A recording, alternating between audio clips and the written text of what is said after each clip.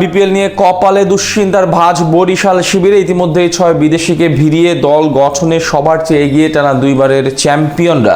এদিকে দলের মূল খেলোয়াড় নিয়েই তৈরি হয়েছে গুরুতর শঙ্কা। ফাইনাল কিংবা সেমিফাইনালের মতো ম্যাচেও বিপাকে পড়ার চিন্তায় আছে দলটা, যে কারণে হ্যাটট্রিক শিরোপার মিশনে অনিশ্চয়তার দিন গুনছে তারা। সব মিলিয়ে দল গঠনে এগিয়ে থাকলেও যে কারণে বিপিএল নিয়ে চিন্তার ভাঁজ বরিশাল শিবিরে, এ নিয়ে বিস্তারিত জানবো প্রতিবেদনে।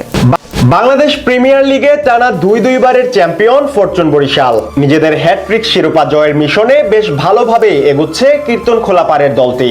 এমনকি দল গঠনেও এখন পর্যন্ত সবার চেয়ে এগিয়ে বরিশালের টিম ম্যানেজমেন্ট। আসরের 5 মাস বাকি থাকতেই ইতিমধ্যেই একাধিক চমক নিয়ে হাজির হয়েছে ডিফেন্ডিং চ্যাম্পিয়নরা। সবশেষ আসরে তাদের হয়ে খেলেছেন বিশ্ব ক্রিকেটের নামি দামি তারকারা। কাইল মায়ার্স থেকে মোহাম্মদ নবী কিংবা ডেভিড মালান থেকে জিমি নিশাম। বরিশালে ছিল রীতিমতো তারকার ছড়াছড়ি। এবারও তার ব্যত্যয় ঘটাতে চায় না ফরচুন বরিশালের কর্ণধার মিজানুর রহমান। তাই আসর শুরুর বহু আগেই 6 জন নামি দামি বিদেশি তারকাকে দলে ভিড়িয়েছে ফ্র্যাঞ্চাইজিটি। যদিও নিজেদের স্ট্র্যাটেজি গোপন রাখতে কারো নামই প্রকাশ্যে আনেনি তারা, তবে কথাবার্তা এক প্রকার পাকাপোক্তই করে রেখেছে। তাই এখন কেবল সময়ের অপেক্ষা।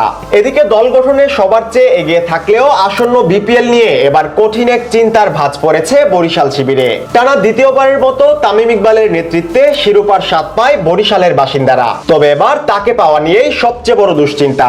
কেননা বরিশালের এই সফল অধিনায়কের বিপিএল খেলা নিয়ে দেখা দিয়েছে গুরুতর শঙ্কা। জাতীয় দলের সাবেক এই ওপেনার এখনো প্রতিদ্বন্দ্বিতাপূর্ণ ক্রিকেটের জন্য প্রস্তুত নন, এমনটাই জানিয়েছে বিসিবির ট্রেনার ইয়াকুব চৌধুরী ডালিম। তাই শেষমেশ বরিশালের অধিনায়ক হিসেবে এবারও তামিমই থাকবেন কিনা এ নিয়ে চলছে জল্পনা কল্পনা।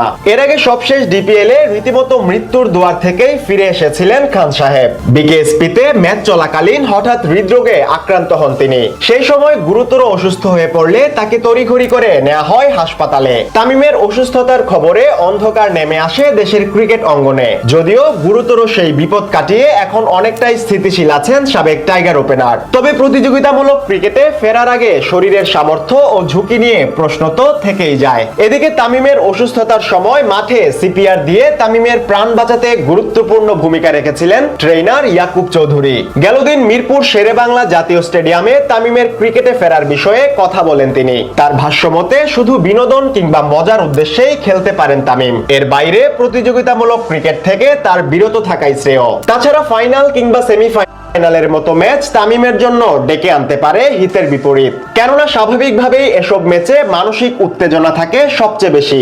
এছাড়া গুরুত্বপূর্ণ এমন লড়াইয়ে শতভাগ পারফরমেন্স নিশ্চিত করতে যে শারীরিক পরিশ্রম বা প্রেসার তৈরি হয় তা তামিমের স্বাস্থ্যের জন্য হুমকি স্বরূপ।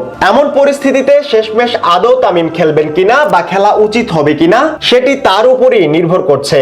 তাই টানা দুইবারের সফল অধিনায়ককে নিয়ে কিছুটা চিন্তা আর দোলাচলেই থাকতে হচ্ছে ফরচুন বরিশালকে।